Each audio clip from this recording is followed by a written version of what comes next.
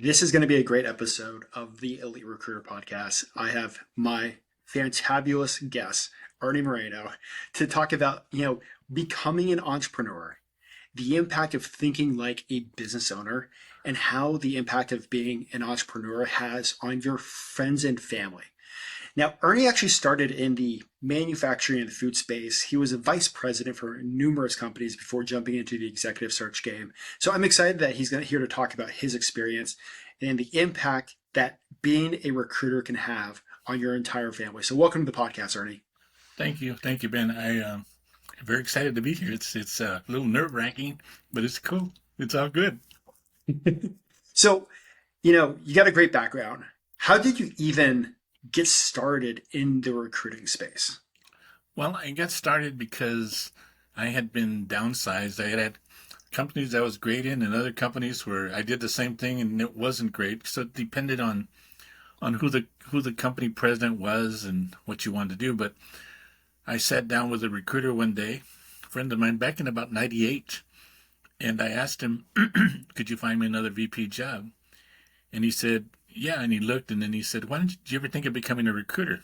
And mind you, this was before we had the internet. And I'm saying, "Well, now you live in LA, I'm in Chicago. How are we going to do this?" He goes, "I'll call you every day, bro." I said, "Okay." And the guy's name was Terrence Jones. And to this day, he's a close friend and I worship him forever. Because what he did was he said, go ahead and let's talk. I'll call you and we'll talk. And so I started that way, and he was teaching me how to do it over the phone. And then I got my first job order. And I called him and I was all excited and I told him, "Hey, I got this job order. And I'm really kicking butt." And he goes, "Okay, now go fill it. Because there ain't no money in a job order." I said, "Oh, okay." So then I remember, if I could, I made my first call to somebody, to a candidate. And it went something like this: "Hi, this is Ernie Moreno, Next Level Executive Search. I wanna you know what? Never mind. I'm gonna talk to you later. Bye." And I hung up because now it's not like that. But back then, hey, why not? So over the years, you've seen it all, and you've been working hard your entire life. Let's, kind of. Do you want to give a little bit of backstory even before you started recruiting? Before I started recruiting, I guess when I was a little kid, I was probably about 5 years old. I got taken out to the fields to pick in the fields of California. I was one of those little kids that you see pictures of little kids working out in the field. Well, that was me. And I was 4 years old and five, and we were out there. And even probably before that, my mom had us out there because there was no babysitting. And it was a time of there was no bathrooms out there. There was no water they gave you. You just went out there to work. And it's kind of rough. And then I did that starting at 5, picking oranges and peaches. And then when I was 12, they told me that I looked like a 15-year-old. So I started working picking by the hour. So started doing that, and then after that, got into high school, got into college, and then I did a lot of nonprofit jobs after college, and then I got into working for the United Farmworkers. So I became a UFW organizer, working for $5 a week, and room and board. And then we got into law school, my wife and I, and then after that, we got into we got into working with the United Farm Workers again, and did that for a good time. But not it was nice. It was a good time. Then I got a phone call and said, "Do you want to be an HR manager?" Had no idea what it was, but I said, "Yeah, go for it." So I signed up, did it. They made me a VP. Yeah. So my history in life is always, if you were stupid enough to think I could do it, then I'm stupid enough to think I can do it. So I love that. So that's awesome. So jumping into recruiting, you pretty much started from your own firm. yeah, I've never worked for anybody. I've never been inside a firm. Everyone says staffing or agency and all that. I've never done that. I've just did it on my own, read books and listened to people like these podcasts and things like that, and just continue to grow. That's phenomenal. And one of the things that we were talking about before we got hit record is the impact that you starting a recruiting business has had on your family and friends. You want to talk about that? Yeah, the impact that it's had on me is that it kind of came unexpectedly. I talked to I set up my business and I was working away, and my kids were first complaining while I was in doing the VP job. They said I was never home, I was never around, and they were right. He says, "Dad, you're gone before we get up, and you come home after we fall asleep. So yeah, you were never around." And then they just told me, as they grew older, and I heard them starting to describe our business as the family business, and I go, that's something sinking in there. And lo and behold, they still refer to it as a family business. That's what we do, and that's pretty cool. That's the entrepreneurial part that I wanted them to get. That's phenomenal. And you've been working from home this whole time, right? Yeah, it's been since '98. Been working out of my Wow. home, so kind of I laugh when people say they're working remote and they want to work remote and they need a whole bunch of people to work with them. It's like, You're like, I've been doing that forever. yeah, I kind of I call myself the Wizard of Oz because I'm the man behind the curtain. The disregard the man behind the curtain because I don't visit people either. I just all done. I don't. People say, "Well, go make your visits with talking to people." I go, my art is getting you on the phone, and I've had friends, clients, and friends in the business that I've known them for 20 plus years, and I've never seen them in person. That was phenomenal. That's awesome. So one of the things that we definitely want to talk about was, a recruiter starting out on their own and thinking about themselves as being a business owner. Do you kind of want to explain that? Yeah, well, a lot of times I hear people, as I look at it and think of myself, but I hear people write something in a Facebook post that says, "I'm thinking of starting out on my own," and somebody will write, "Well, I wouldn't do it unless you have 6 months worth of savings. I wouldn't do it unless you did this, unless you did that." But no one ever said go for it. So I recently just wrote somebody, just go for it. But what I mean by that is, if you're going to start your business, start it with the understanding that you're confident in yourself, that you talk to yourself and you tell yourself, I'm going to do this. And you have no other, you just made that decision. It's going to work, period. And I don't care what happens. I don't care if I lose my house. I don't care if I have to do this or that. But I'm going to give it a try. And if it gets too rough, I'll find something else, or I'll go somewhere else. But my goal was, when I started out, was if need be, I'll go find a third shift job and keep doing this because I really didn't want a boss. And I think you got to have somebody or something happen to you that makes you look back and say, I don't want to go back to that. Pause. What was that circumstance for you? Because I know mine pretty well. I had the boss from hell. I had the boss from hell. I went to work for this great guy. 6 months later, he's fired. And then they bring in another guy. And I wasn't what he was looking for. And he wasn't what I was looking for. Had we interviewed one another before that, it wouldn't have happened. So there I was stuck. And I was hoping to get fired. But you get paid a lot of money. And but then I always say that, things happen for a reason. And so I got fired because I didn't want to be there. And if you don't want to be there, you're going to get fired. And so I ended up just having that. And I keep thinking that no matter what the circumstances are, no matter how great the people are that I'm working with, you're one significant act from happening in their lives that your whole life changes. So you have to be proactive in what you do. And that's why I decided, you know what? I never want to be fired again. I want to control my own life. And 25 years of you controlling your life, and it's worked. Yeah, no, it's been fun though. It's been fun because I do get to do what I want to do. And I had one recruiter early on, when you have kids, you can't do this, but early on, he told me, I wake up to no alarm clock. And I go, really? You go, yeah. I'll start when I want. I goes, I get up early anyway, but I start when I want and I do what I want whenever I want because I'm my own boss. And as my kids would always say, you're not the boss of me, you know? And that was always my dream. I said, so once they went off to college, the only thing I have to get up for is my little doggies to make sure they go outside. I wish my dog slept in. I think mine gets up about 5:30 to 6 a.m. every day, and so I'm up from there. They're your babies. That is true. That is true. So, you now, with, the belief of I got to go do this, I got to make this work. 25 years later, you now have family members that are working with you. Talk Yeah. about that. Well, I went for a long time without anybody working with me. It was just me by myself, and I was happy.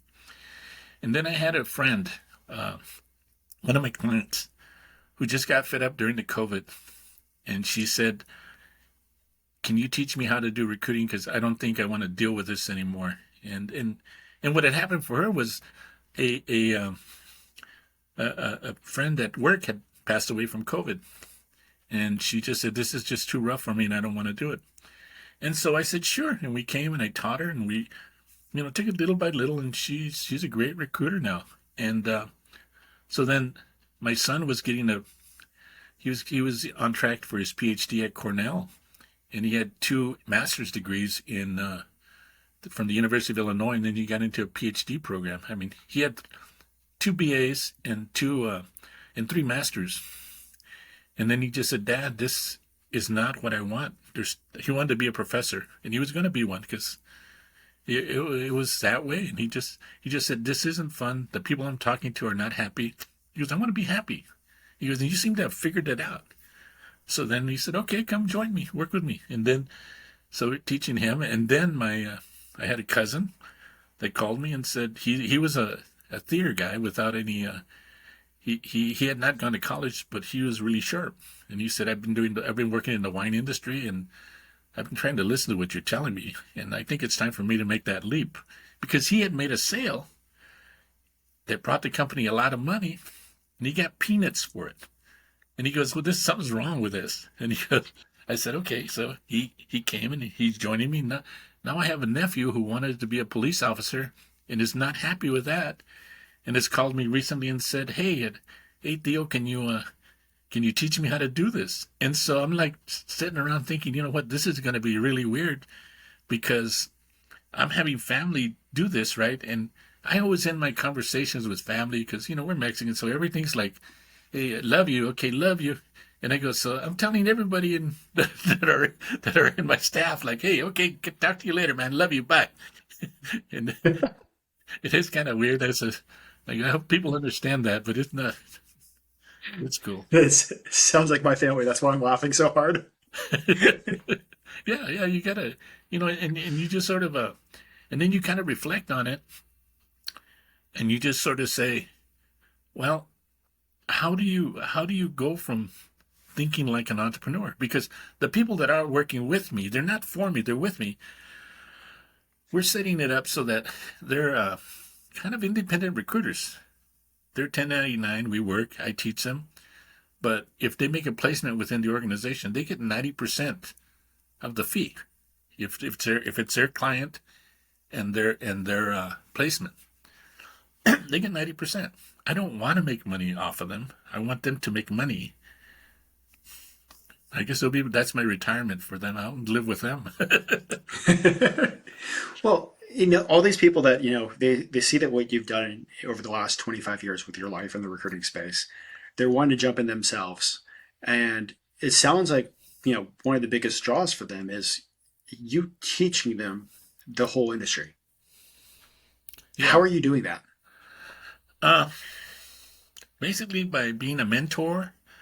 Like, it's the little things, like trying to explain to them, this is how recruiting works. If you do step A, you get your job order, you then screen your candidates, and then you make your placements after you submit them. But there's a lot of little things to learn in between. So then what I do is I will recommend podcasts like this one. I've listened to every episode that you have, you know, Thank you, Ernie. and I went in just to learn. And everybody you don't agree with, you don't, but you pick up a little thing and you go, that's good. I'm going to try that. And there are some beautiful people that share. In our industry, we share. And so that's one way. The podcast, you look at different types of books. You get books, you read them, and a lot of it is to understand how do you learn. I watch YouTube all the time, and that's one of my things in the morning. I'll get up, have a cup of coffee, and see what came on YouTube. But I'm always going to the recruiters or selling. You got to learn how to sell. If you're going to start on your own, you better learn how to sell. Because if you don't know how to sell, and you're saying this is a people business, you know what? I'm a recruiter. I was in the HR. That's a people business. You're in recruiting. This is a selling business. I don't care what you say, because it's you're not getting paid unless you're an internal recruiter. Then you can make it a people business. You still have to sell as an internal recruiter. Yeah. The people business, like you said, is the HR side of the house. I've done agency. I've been an internal recruiter. Been out on my own, and I've had some really hard jobs as an internal recruiter. Yeah. Definitely don't regret those days. So, one of the cool things that I really love about your story is it seems like you're really doing a good job empowering the next generation of recruiters, the ones that you're working with. I know you have a passion for that. Do you want to kind of talk about that a little bit? Well, I guess the passion comes from the fact that in my life I've had people that have helped me, and they've said, that I could do it, and at times I didn't know what it was, and I say that from a person that wasn't exposed to. Wasn't exposed to. Let me turn this off. I'm sorry. I wasn't exposed to. Hold on. I'm trying to turn this thing off here. My goal was to turn off my phone before, but I'm sorry. No, All good. Where was I now? I grew up with people helping me, and I'm talking from the very beginning. I'm talking about high school teachers, and I still talk to my high school coach, right? And he's like in his 80s, and he basically believed in me and told me stuff like, "Hey, you're going to do this and you're going to do that," and I go, "Hey, yeah, sure, right, I don't know." And I went on I could run a 420 mile in high school, but I didn't know how to do that. And he was a high school coach that had trained with a Hungarian coach, Igulu, who was training world-class athletes, and I had the opportunity. I didn't know he could do that. I didn't know what he did, but he believed in me. And so what I'm saying is I look back and I think somebody's got to have somebody to believe in you. And somebody's got, and sometimes if you find a person who's hungry to learn, then I'll try to be there to help them. But if you're lazy and don't want to learn and want me to spoon feed you, no, I don't have time for that. But so I don't know if that answered your question, but I think people always talk about wanting a mentor. I'm going to find a mentor. And I was talking to my son about that, and I said, "So what is a mentor?" And I said, "Well, people usually say, 'Hey, Ben, can you be my mentor?' And then you're saying, 'Well, what does that mean?' Well, to me, it means you have a mentor for two reasons. One is I see you and I say, I like what he does. I can teach him. And I see me in him. And then we can connect. But a mentor is telling you what to do and being a friend. And then there's the mentors that say, I'm down here, but he's right here right now, and I could see him going up, and I want to help him, kind of like a baseball coach, And so I think that's, to me, is being a mentor. And you can't take away from that, but you can't buy it. It's separate a trainer from a mentor. If I'm paying you, then you're my teacher. But the other one is you got to like me, you got to work with me, and I, in turn, have got to put in the time to show you that I'm deserving of your mentorship. because if you're wanting me to hold your hand, no, I'll give somebody like an assignment. I'll say, hey, here's a book, go read it, or here's a podcast, I want you to listen to it. And then I'll go back and ask them, did you listen to it? Oh, I didn't have time to listen to it, man. I was real busy. I said, shit, you're not working.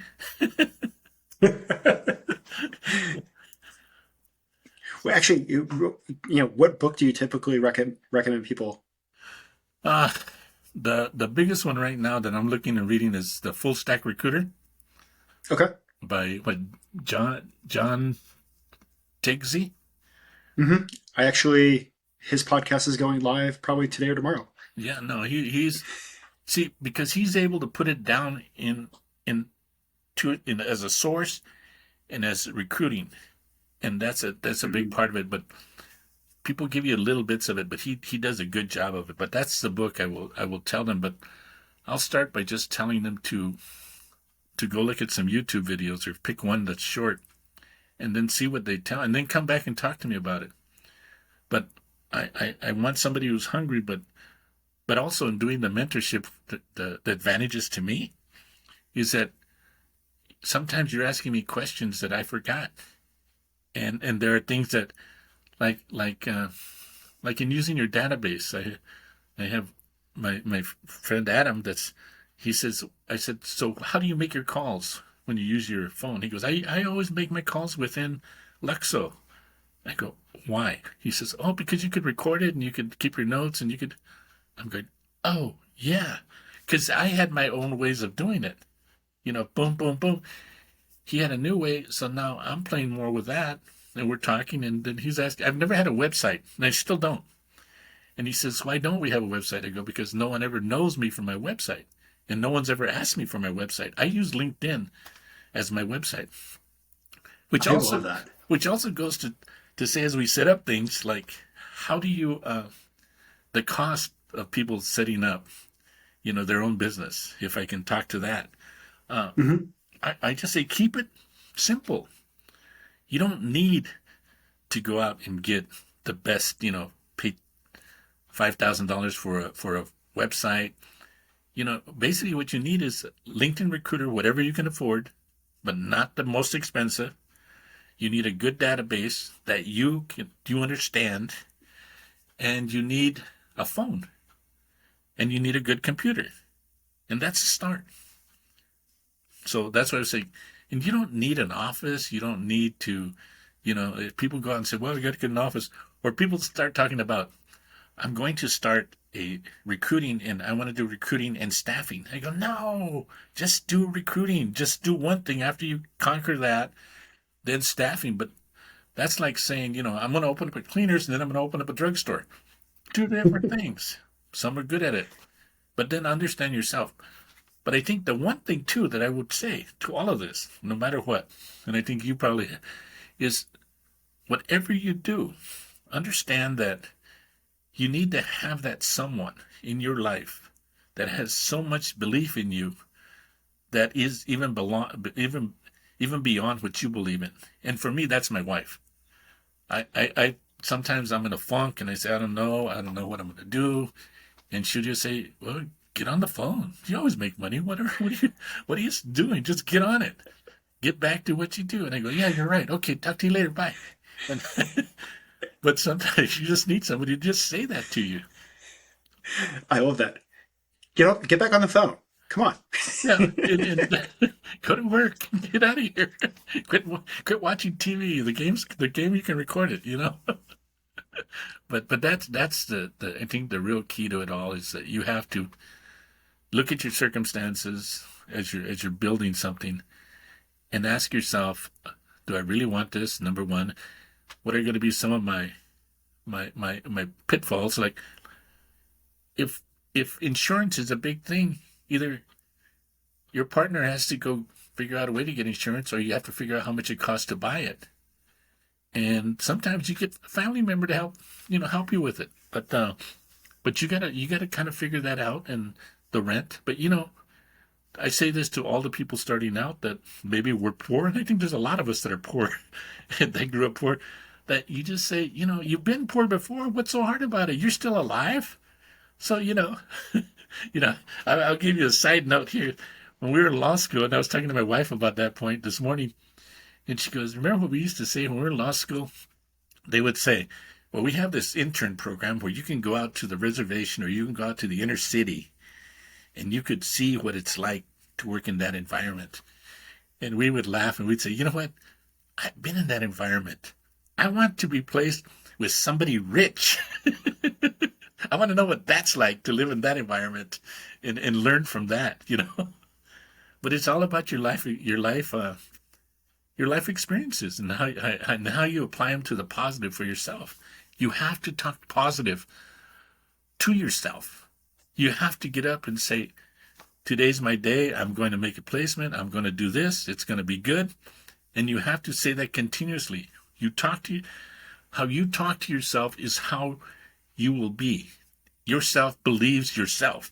So if you say, I don't know, I'm going to have a bad day, you are going to have a bad day. It will come to you because you believe you're going to have a bad day. So stop talking negative to yourself. You have hit the nail on the head how important the mindset is, and how you frame yourself impacts your actions and the results for the whole day. Yeah. And you got to be confident. I mean, and when I say confidence, when you're on the phone, you're confident, you're talking to somebody, you got to come across like you know what you're talking about, even if you don't know what you're talking about. So a lot of times, if you have a device where you could record yourself, then listen to yourself and say, would I use this guy, this gal for the business? And if not, then you got to change it up. But remember, one thing that I've learned is that a lot of the people that are, quote, the big shots when you're trying to get them as customers, they're nobody. A lot of times as you're getting going, you're going to realize, like at my point, when I talk to people, I realize I make more money than they do. And they're the vice president, the manufacturing guy, the this or that, the director, the plant manager. And, like, you ain't nobody. You're my friend. We're equals. And even if you make more money than me, you still are not anyone. We are equals anyway. And that's the way you got to think. Because you know what?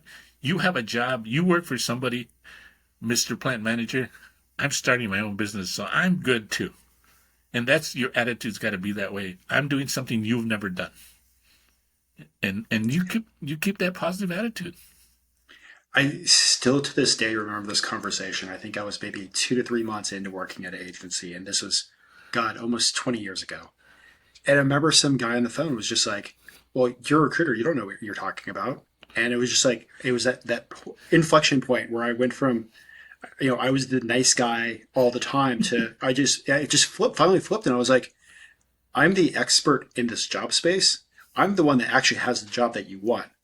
And if you want this job, you treat me like a professional. I'm an equal to you. And it was just like the conversation completely changed after that. He was like, "Oh yeah, no, whatever you need." But yeah, it was just like I had to, as myself, finally get the confidence and that backbone to realize that, we're on the same level. I'm good. I'm good. That's what you're telling him.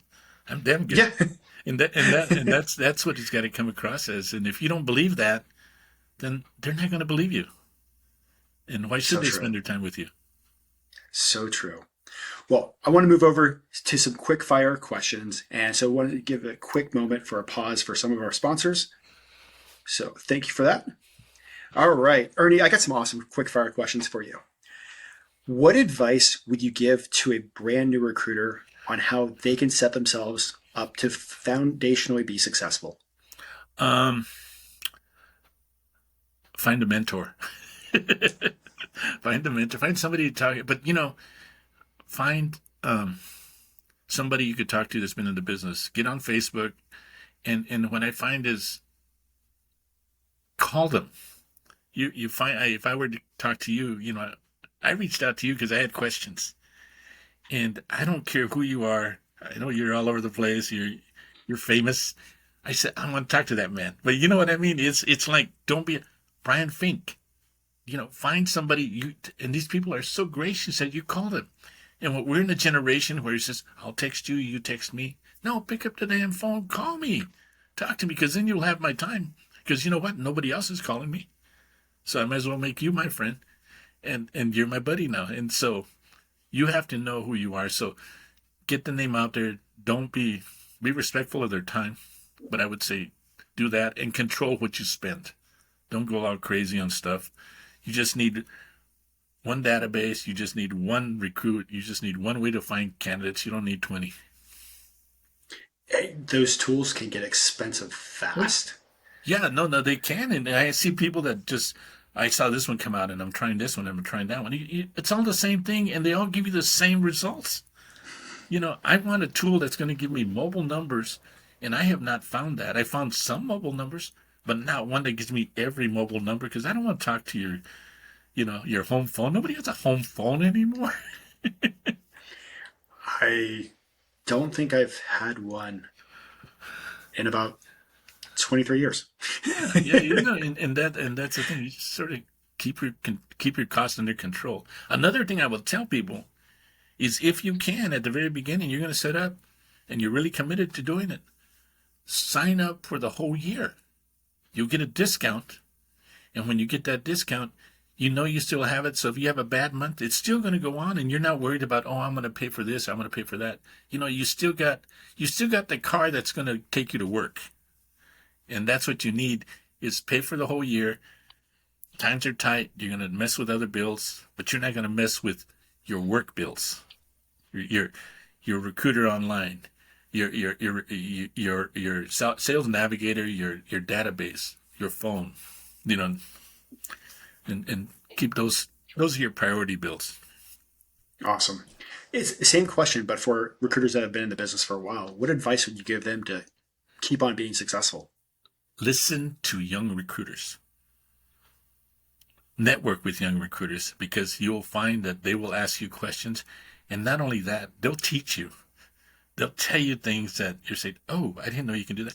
And they'll ask you things, well, why don't you do this? And why can't you do this? And you go, oh, yeah, I'll try it. You want to try doing that? They go, yeah, let me try it. Okay, fine. And then they'll do it. And they say, yeah, this is what I came up with. Good. So you have people that are teaching you.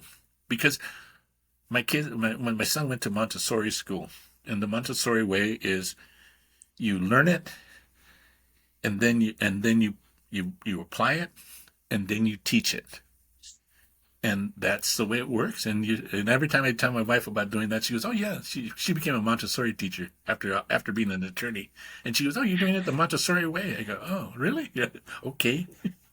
So That's learn awesome. from the kids. And also the other thing I'll mention is if you have a 14-year-old around there and you have computer problems, talk to them. They'll fix your computer for you. And you're like, they know so much more than we ever do, and we will ever learn. That's so true. Kids nowadays, they're just like, they grew up with technology and devices and Yeah. everything. So, is there a book that you've read that has had a huge impact on your career? I think the one I did read, it was I'll show it up. I was looking at it, but the one that really had it's called The Law of Success. I'll show it up here. The Law of Okay. Success, and it is written by Napoleon Hill. And at the time when I was in HR, I was hearing all these motivational speakers and what to do and 7 Habits and whatever. That book was written like in 1930s, and it was one guy, one of the rich, like Carnegie Mellon or one of these guys, that he paid Napoleon Hill to go talk to millionaires, and they gave them their ideas, and he put all of the principles of it together. And then from there, he wrote this book. So I then started looking at what people were saying, the motivational speakers. It's all in the dang book. All they do is just change things. And then I've always been cynical about that since. I go, 7 Habits, it's really great. I go, have you read the 1,000 pages of Law of Success? They go, no. He goes, it's the same thing. The guy wrote it like 40 years. All they did was change the names, change the titles, just like consultants. I'll call it this, and I'm changing this, and now we just give it a different name, and give it a different label, and I'm selling it. Oh, consulting. The joys of living in DC. I see those consultants all the time, and I swear to God, half the time it's somebody fresh out of college within 2 years that created a 300-page PowerPoint presentation that the government's never going to read, but just spent $1.5 million on. Yeah, and there's money in doing that, and And that's the thing with recruiters too, I would tell you going back, is fear. You're afraid to do something, so you're going to hire somebody that's going to teach you something that you're never going to use. So you got to really understand there are trainers out there that will teach you how to do something, but make sure you're going to follow it. You're going to do it and apply those principles because there's success in it. But if you don't understand it or if it's beyond you, then now's not the time to take on that course. But Great advice right there. save your money. I mean, and then when you make a few placements, then go ahead and spend. Yeah, that's definitely great advice. So when it comes to the future of recruiting and AI, how do you think AI is going to impact recruiting? I look at chat. I'm a big fan of Chat GPT. I was using that thing in February, January, and I was telling other recruiters about it, and it's your administrative assistant. It's that person that when I was working, you would tell them, "Hey, you're my administrative assistant. Go write this for me," and they would say, "Yeah." And then come back, "Now change it here. Now change it here," and they'd be all upset because of what I did. Chat, you can do it, and they will do it. So if you want to do an intro letter, you want to do an MPC, you want to do this or that, it's all about prompts, and you gotta write the right prompts. Now you're saying, well, how do I learn that? You go into YouTube, and YouTube has all these videos that all of a sudden we got people that are experts in chat GPT, and everybody's like figuring out how to make money off of chat, but they give you free examples. So take advantage of the free examples and learn it. And then you yourself, and I never could understand why someone would call themselves an expert after 1 month, but they are, so just learn it and share and talk to other people, and you have questions, go for it. But I think AI is the future. Don't be afraid of it. Embrace it and kick butt with it. If you want a funny laugh, I was actually talking with a true AI expert who's actually been in the field for 20, 25 years. And he was just like, kind of talking. He was like, yeah, all of a sudden there's thousands of AI experts with a month of experience. And I'm like, he actually said, he was like, I've been here for 20, 25 years doing this. And I'm being outgunned by these like kids. And, one of the things that we were talking about was like, content creation, your personal brand and that kind of stuff. But yeah, it was just, talking about instant experts nowadays. Sorry for the tangent. And that's funny. You have an idea, you have a thought, you have a script that needs to be done. Ask it, and ask it again, and then ask it to improve you. It's all about the prompts, and it's all about the crazy ideas you have in your head. I wonder if it could do this. You could write an NPC out of it, and it'll do it. And you're saying, "What am I wasting all my time?" So it's like, it's great. I love it. And then when I've actually used the copy and paste the resume, asked it to write it literally NPC, and it wrote an NPC email. no, well, what's great is you can put like a job description there, and then below it you get somebody's LinkedIn profile, and then you say, write this as an email and tell it to and highlight the guy's background, and then hide this, hide that, hide the company, and then do it, and it'll give you, but you got to tell it what you want, and it'll give you an NPC just like that, and you're going, great. You get a job description and say, write a nice, great summary, and by the way, include work-life balance, because that's what everybody wants to hear. And it does that, and you got it. And so you get that and you post that in your job postings. You don't, I heard somebody say the people of today do not like to see a job description. And I kind of believe that because it's all the same. And working in HR, I can tell you a job description, you never see it. You start the job, you do it, you go in there, and no one ever shows it to you again. You get appraised every year, but no one says, "Oh, you can't do that," because that's your job description says you can't do that. And no one ever says, "I should get more money because my job description should include this." They don't look at it. Nobody looks at it. So once it's unposted, it's gone forever. Well, when I kind of jump into the next question, what do you think it takes to be a top level executive headhunter or firm owner? I think number one, to be a top firm owner, you have to treat people with respect, and you got to want them to make money. And they will not leave you if they make money with you. If they don't make money, they will look at this and say, you know what? I just bought a Lamborghini for my boss, and it looks like I'm doing great again, and I'm going to buy him a second Lamborghini the way it's going. But but I'll drive my Chevy. And they get upset and they leave. So you got to treat them with respect, and really,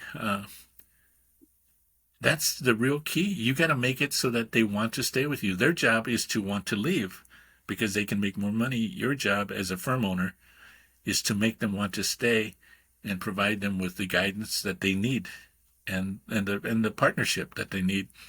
And to say at the end of the day, I may not have everything, but I like working with that person and I'll stay because of it. So I think I don't know if that makes any sense, but That does. That's my sense. Well, awesome. Well, Ernie, before I let you go, is there anything else that you would love to share with the listeners? No, I guess I just want to tell people, don't be afraid to make that decision to go on your own.